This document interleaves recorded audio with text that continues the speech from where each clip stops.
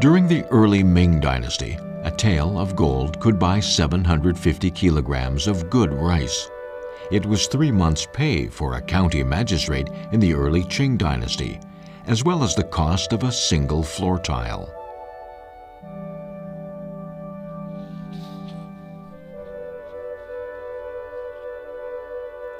These floor tiles were made with a kind of special clay, which was heavily processed and then exposed to the elements for a year to remove its earthy quality.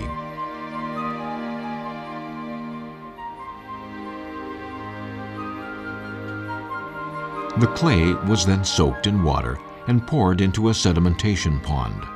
The sediment was filtered, sun-dried, trampled on, and beaten.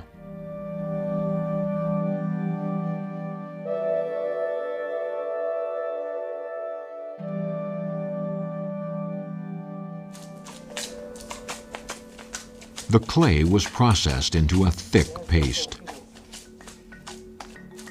This paste was used to make the gold floor tiles.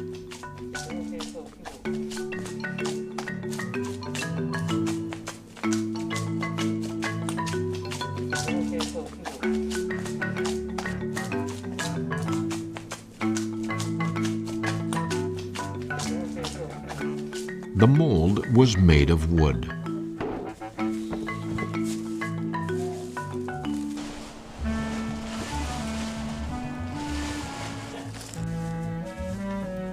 The clay was put in a mold and trampled on to compact it.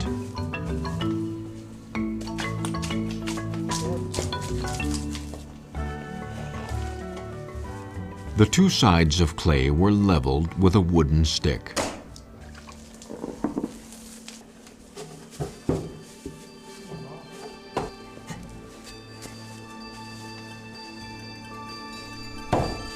The tiles then dried in a cool, shady place for 8 months.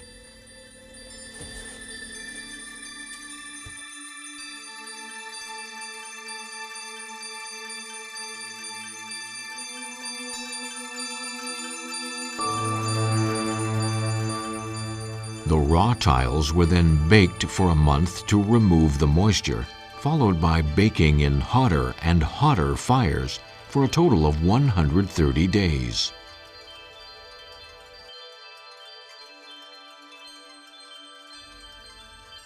Workers then poured water into the kiln to lower the temperature. After 4 or 5 days, the tiles were removed.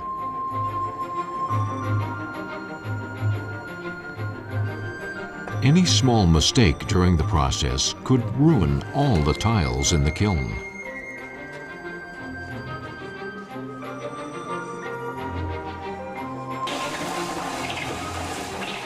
The baked tiles then had to be shaped, polished, and soaked in tung oil.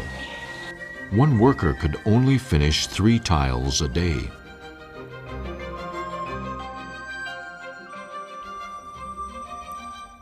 The so-called gold floor tiles are inscribed with the year of manufacture, measurements, production site, and producer.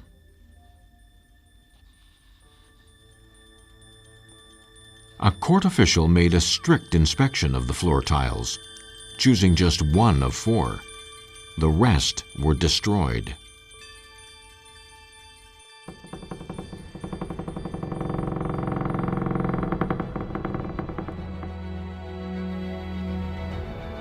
These expensive tiles were only used in the halls frequented by the emperor.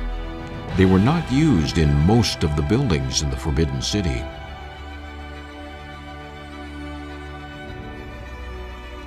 Because of all the time and work that went into making the tiles, they were truly worth their weight in gold.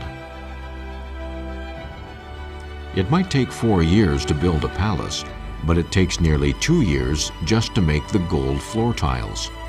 The tiles are the epitome of craftsmanship and efficient production.